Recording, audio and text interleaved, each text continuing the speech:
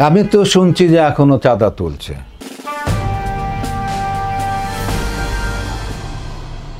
এবং একইভাবে চাঁদা তুলছে। তো কাজে এই যে যেটি বললাম না, যে কারণের জন্য, এবং সবচেয়ে দুঃখজনক বিষয় যে আমি যেটা দেখছি যে আমাদের যে সড়কের যে উপদেষ্টা যিনি, আপনি দেখেন কি কাজটি উনি করেছেন এই পর্যন্ত। সড়ককে নিরাপদ করার জন্য, সড়কে শৃঙ্খলা ফেরানোর জন্য এমন কি কাজ করেছেন যা দৃশ্যমান, যা মানুষ বলবে যে হ্যাঁ উনি এই কাজটা করতেছেন।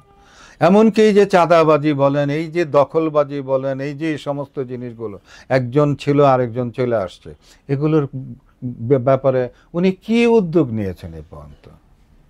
উনি তো কোনো কোনো উদ্যোগই কিন্তু নেন নাই কিন্তু।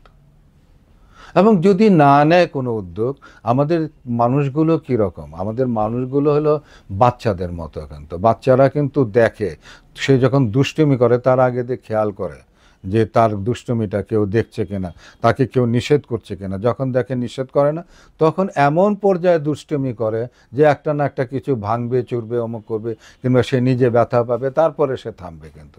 তো আমাদের এখানেও কিন্তু একই অবস্থা কিন্তু।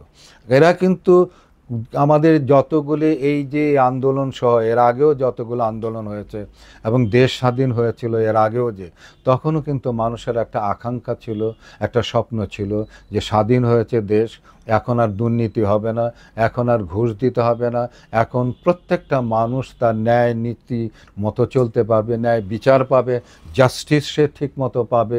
এই সমস্ত জিনিসগুলো মানুষ স্বপ্ন কিন্তু করে রাখে কিন্তু। কিন্তু ওই ৭১-এর স্বাধীনতার পরেও আমাদের সেই জাস্টিস আমরা পাই নাই। আমাদের যে কনস্টিটিউশনের যে আমাদের যে দেওয়া হয়েছিল, অধিকার দেওয়া ছিল, সেইগুলি আমরা যেরকম পাই নাই। ঠিক এখনও কিন্তু আমাদের যে স্বপ্ন আমাদের ছিল, সেই স্বপ্ন কিন্তু এখন কিন্তু আমরা কিন্তু সেইভাবে কিন্তু আমাদের বাস্তবায়ন হওয়ার আমরা দেখছি না কিন্তু এখনও পর্যন্ত।